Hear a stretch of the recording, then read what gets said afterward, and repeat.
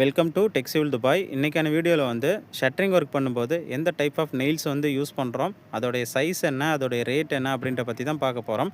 அதாவது ஆணி வந்து நம்ம துபாயில் ஷட்டரிங் ஒர்க் பண்ணும்போது எந்தெந்த இதில் வந்து எந்தெந்த டைப் ஆஃப் ஆணி யூஸ் பண்ணுவோம், அதோடைய சைஸ் வந்து என்ன அப்படின்றது, அப்புறம் ரேட்டு, இது மூணையும் வந்து இந்த வீடியோவில் வந்து பார்க்க போகிறோம். 2 டைப்ஸ் வந்து நெயில் வந்து யூஸ் பண்ணுறோம். ஒன்று ஸ்டீல் நெயிலு, இன்னொன்று வுட் நெயிலு. இதில் வந்து வுட் நெயிலோட சைஸ் 2.5 இன்ச்சு, ஸ்டீல் நெயிலோட சைஸ் வந்து 2 இன்ச்சு. வுட் நெயில் ஏன் வந்து நம்ம 2.5 இன்ச்சு யூஸ் பண்ணுறோம் அப்படின்னா, வுட் நெயில் வந்து நம்ம ப்ளைவுட்ஸ்க்கும் மரத்துலேயும் வச்சு அடிக்கிறதுக்காக யூஸ் பண்ணுறது.